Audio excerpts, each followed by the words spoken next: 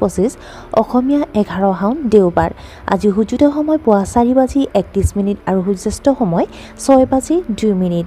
আজি হৈছে তৃতীয়া তিথি আৰু শুক্লপক্ষ। আজি দিনটোৰ প্ৰথম ৰাশি হ'ল মেঘ ৰাশি।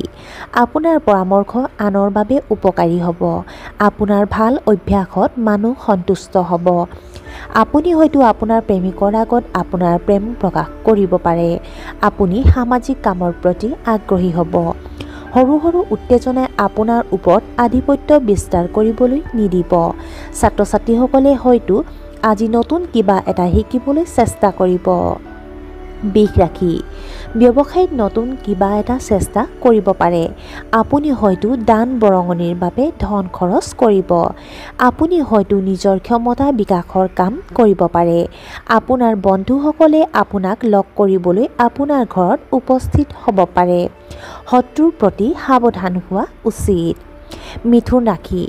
জীৱন সংগীৰ সৈতে ৰোমান্টিক মুহূৰ্ত উপভোগ কৰিব। অবিবাহিত মানুহে বিবাহৰ বিষয়ে আলোচনা কৰিব পাৰে। চৰকাৰী কামত আপুনি ডাঙৰ সুবিধা পাব। আপোনাৰ বিৰোধীৰ মাজত আপোনাৰ সন্মান বাঢ়িব। কৰ্কট ৰাশি। আপোনাৰ বৈবাহিক সম্পৰ্কত প্ৰেম আৰু মধুৰতা বাঢ়িব। আপুনি ৰিয়েল ইষ্টেট কিনিব পাৰে। আপুনি আপোনাৰ ঘনিষ্ঠ বন্ধুসকলৰ সমৰ্থন পাব। অতিৰিক্ত আত্মবিশ্বাসৰ বাবে আপুনি লোকচানৰ সন্মুখীন হ'ব পাৰে। পৰিয়ালৰ সদস্যৰ সৈতে যোগাযোগ বজাই ৰাখিব লাগিব।